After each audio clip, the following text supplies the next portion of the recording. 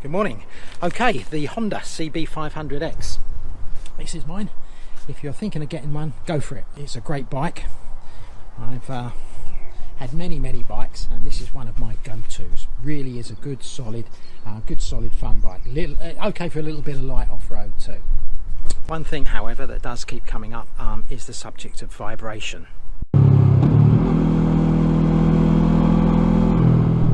I've had that. This is a 2020 or 21 model, and it had a little bit of a buzz from new. When I fitted some Jivy crash bars on it, Jivy, whatever they are, it became really bad. Around a 65-70 miles an hour mark, it really was a buzz. So I took them off and replaced them with some CURED crash bars from Poland, which I'd thoroughly recommend. They really are good, but it still did have that bit of a buzz. I tightened things up, took them off, put them back on again, and I couldn't seem to get rid of it.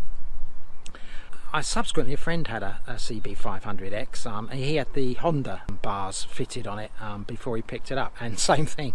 In fact, the buzz was a little bit worse, if anything, but we got it sorted. For both Jivies, whatever you want to call them, and these CUREDs and the Honda crash bars. It's pretty much the same process, and I'll quickly run through what we did. What are you going to need? As I say, mine's already done. It's my CB1000. That's another lovely bike. You're going to need a 2-ton or 5-ton cheapo bottle jack. I'll take it out, and a block of wood. You can use obviously an engine jack, but I tend to do things on the cheap. Okay, so what you're going to do is obviously I won't do it now, but put it up on paddock stands, and when it's up there, get the bottle jack and the block under the wood so that there's no downward weight from the engine. Yeah, I've fitted lots of crash bars over the years, and I usually set half a day aside and get the drill ready to drill stuff out, make stuff fit, the usual thing through bad engineering. Now these CURED bars were absolutely spot on. It took me 20 minutes to fit them. I probably only had about another 10 minutes subsequently after we'd worked it out to get rid of that vibration. As mentioned, here's a quick look at the fitting instructions for the CURED bars. All pretty comprehensive, lay out all the parts. All the existing kind of bolts that run through are replaced, and they supply the new ones, and it worked very well. Let's just get hold of the other instructions. I'll just pause it.